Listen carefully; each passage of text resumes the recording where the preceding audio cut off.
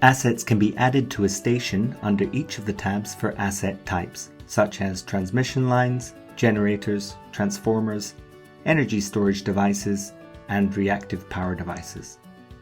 In this case, we will add an asset within the Generators tab. Start by clicking the Add button. The icons on the right indicate the mandatory and required fields. You can learn more about these in the Errors and Flags tutorial.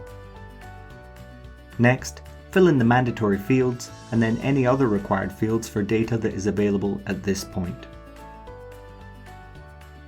More information can be added to required fields as it becomes available throughout the commissioning stages of the asset.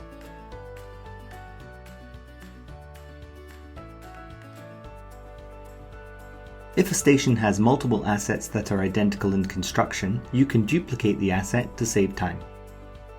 This will copy across all data except for asset name and ACS stage, which are mandatory fields and must be filled in. Asset owner comments against the asset will also be copied across.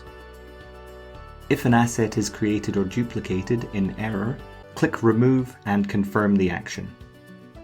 If an asset is being decommissioned, you're expected to change the ACS stage to decommissioned rather than removing the asset.